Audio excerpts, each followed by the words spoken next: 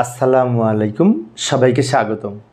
প্রিয় শিক্ষার্থী বন্ধুরা, আজকে আমি আইসিটি বিষয়ের সংখ্যা পদ্ধতির ক্ষেত্রে এই যে ৭৩ সংখ্যাটি ১০ ভিত্তিক দশমিক সংখ্যা, তাই না? এই সংখ্যাটিকে ২-এর পরিপূরক মান নির্ণয় কীভাবে করতে হয় সেটি আলোচনা করার চেষ্টা করব। এখন অনেক শিক্ষার্থীর মনে হতে পারে ২-এর পরিপূরক কেন করব, তাই না? কারণ অনেক সময় এই যে ৭৩-এর আমরা যে মান বের করি বাইনারি, সেটি +৭৩-এর বাইনারি মান নর্মালি ২ দিয়ে ভাগ করে করে যেটা পাই। এখন প্রশ্ন যদি প্রয়োজন হয় -৭৩-এর বাইনারি মান কত, তো সেই -৭৩-এর বাইনারি মান বের করার জন্য ২-এর পরিপূরক করতে হবে। তো ২-এর পরিপূরক করতে হলে আমাদের কয়েকটা শর্ত।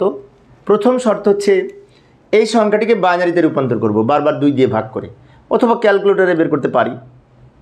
বাইনারি মান বের করার পরে সেই বাইনারি মানকে ৮ বিট রেজিস্টারে সাজিয়ে লিখব, তারপর তাকে উল্টিয়ে লিখে ১-এর পরিপূরক করব, সে তার সাথে ১ যোগ করে ২-এর পরিপূরক মান পাবো।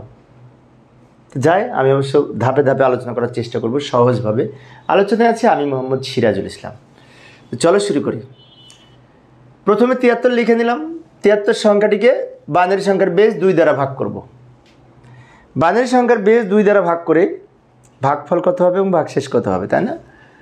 ৭৩কে ২ দ্বারা ভাগ করে ভাগফল সম্ভবত 36 ভাগফল 36 হবে, ভাগশেষ ১ থেকে যাবে।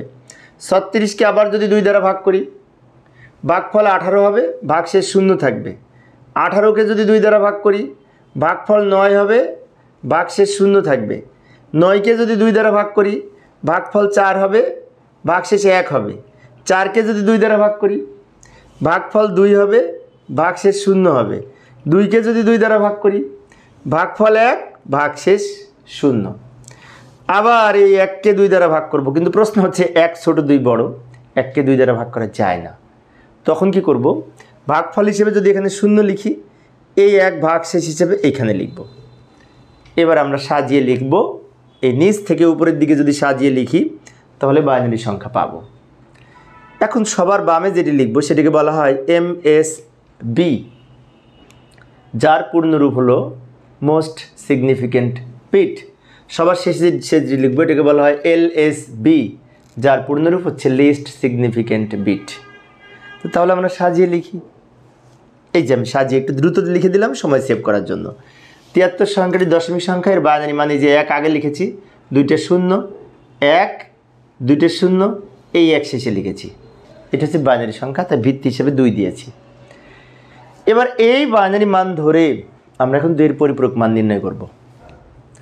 এইখানে বিশেষ করে ধরবে না, জায়গা নাই, তো পরে পেজে যাই। একটু মনে রাখবো ১০০ আর ১০১, এটা হচ্ছে বাইনারি মান। ১ ২টা 0, ১ ২টা 0, ১, একটু মনে রাখবে, এই মানটা আমাদের এখানে লাগবে। এই যে এবার কি করব, এই ৭৩-এর যে বাইনারি মান পেলাম ১ ২টা 0, ১ ২টা 0, ১, তাই না? কিছুক্ষণ আগে বের করলাম, ওই মানটা এখানে লিখব। এই যে লক্ষ্য করি, একটু দ্রুত দেখালাম সময় সেভ করার জন্য, একটু দ্রুত লিখলাম। এই সংখ্যাটি হচ্ছে ৭৩-এর বাইনারি মান, কিছুক্ষণ আগে বের করেছি। এইখানে ১ ২ ৩ ৪ ৫ ৬ ৭টা বিট আছে। ৭ বিটের বাম পাশে আরও একটা 0 দিয়ে আমরা যে মান পাবো সেটাকে বলা হবে ২-এর পরিপূরক, এই ৮ বিট প্রকৃত মান। কারণ ২-এর পরিপূরক মান নির্ণয় করতে হলে ৮ বিট 16 বিট ইত্যাদি রেজিস্টারে সাজিয়ে লিখতে হবে। তো আমাদের এই ৭৩ সংখ্যাটি ৮ বিট রেজিস্টারে ধারণ করে।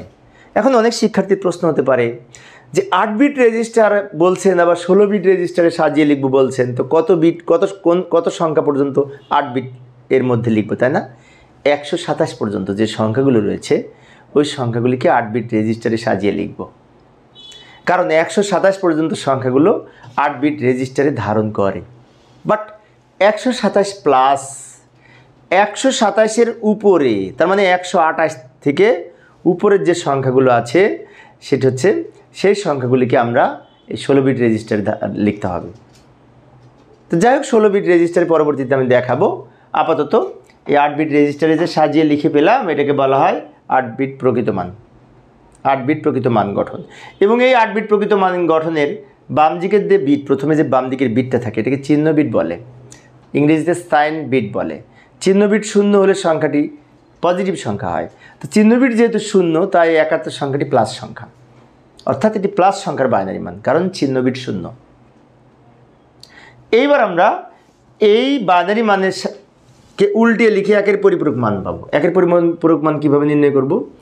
এই উপরে 1 আছে, 1-এর পরিবর্তে 0 হবে, জাস্ট উল্টিয়ে লিখব।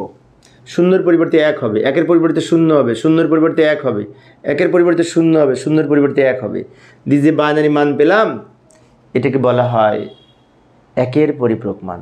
এখন অনেক শিক্ষার্থীর মনে হতে পারে 1-এর পরিপূরক নির্ণয় করলাম কেন, আমাদের তো 2-এর পরিপূরক নির্ণয় করতে বলেছে, তাই না?